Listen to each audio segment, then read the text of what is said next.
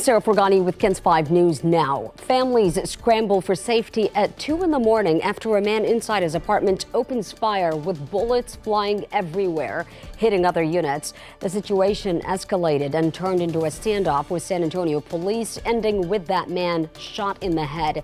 The SAPD chief told KENS 5 officers were called out to Timber Creek Apartments for gunshots fired. A 43-year-old man was firing shots from inside and outside his apartment. Police say he was using a long gun and fired at officers, prompting them to retreat and call the SWAT team. The police chief telling us the man continued to fire at SWAT and his officers were forced to return fire, shooting him in the head. He was taken to the hospital. The chief says the suspect has a military background and mental health issues. Now, this comes as a San Antonio councilwoman is now pushing for action on mental health across the city after a mother allegedly killed her own 6-year-old child. Dr. Adriana Rocha Garcia represents District 4, where the little girl, Hosanna Sancho, was found stabbed to death at her apartment. Hosanna's family said the mom, Nefertari Sancho, also had mental health issues.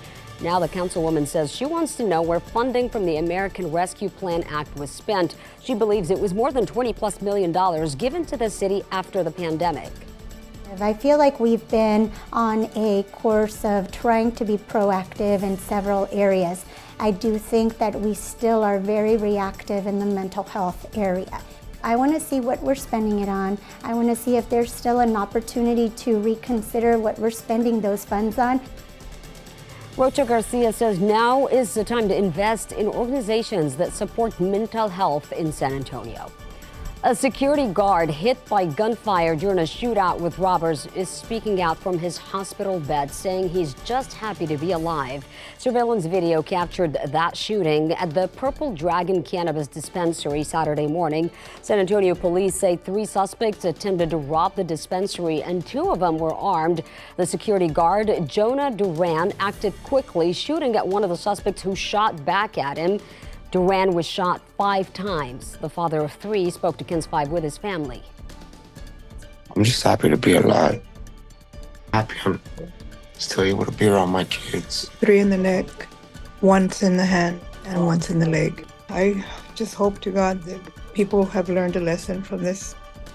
Now, the suspect who was also shot was taken to the hospital in critical condition. Police are still looking for 2 other men. Meanwhile, if you would like to help Duran, his GoFundMe link is now posted on KENS5.com. A warning for parents about sextortion cases after a recent incident involving a teenager. The Bexar County Sheriff's Office says a young teenage boy fell victim this past weekend. His parents found out and alerted police. Sextortion is where someone online obtains photos or videos of a victim, then extorts money from him by threatening to release those photos to the public. I have heard of other instances where it's led to the suicide of the young person. That maybe feels like they've got no other way out. On the one hand, they've got somebody threatening to shame them publicly. On the other hand, they're giving up money that they know that they know that being a teenager they don't have.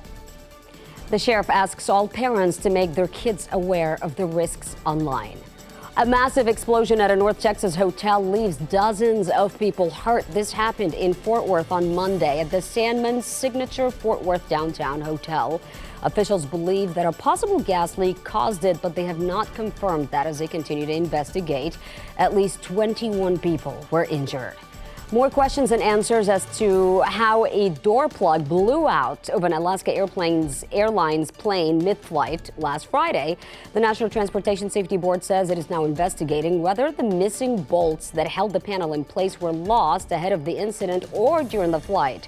Both Alaska Airlines and United have reported finding loose hardware in their now grounded Boeing 737 MAX 9 plane. Have not yet recovered the 4 bolts, and we have not yet determined if they existed there. That will be determined when we take the plug to our lab.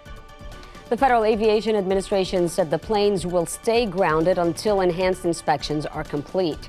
Help is available to apply for student financial aid. SAIZ hosting a financial aid night at Breckenridge High School.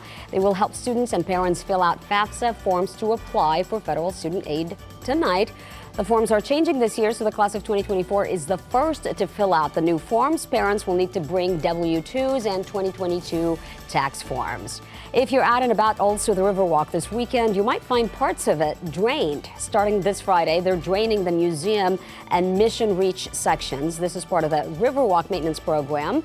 The San Antonio River Authority says draining that river is vital to making sure it stays clean for residents and visitors. For today's forecast, Paul Morales. All right, today lots of sunshine. High temperature around 60. Wind this morning, but the winds will die down this afternoon. But as soon as the sun goes down, turns a lot cooler.